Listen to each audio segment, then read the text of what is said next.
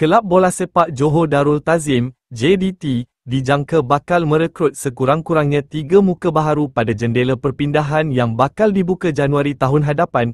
Perkara tersebut disahkan sendiri oleh pemilik JDT, DYAM Tunku Mahkota Ismail, pemangku Sultan Johor dalam satu sesi soal-jawab bersama penyokong sebentar tadi. Tunku Ismail mendedahkan bahawa ketiga-tiga pemain berkenaan telah pun memberikan persetujuan untuk menyertai JDT bagi memperkuatkan cabaran kelab itu dalam baki saingan yang melibatkan skuad Harimau Selatan itu.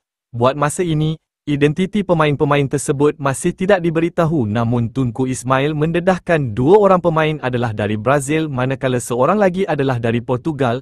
Keputusan JDT untuk merekrut 3 pemain baharu ini adalah bertujuan mengisi kekosongan yang ditinggalkan beberapa pemain utama yang mengalami kecederaan seperti Arif Aiman dan Ejel Akets. Kini JDT terpaksa beraksi tanpa pemain tengah menyerang dengan majoriti tonggak tengah mereka seperti Natzo Insa, Afiq Fazail dan Nacho Mendes lebih cenderung kepada permainan berorientasikan bertahan.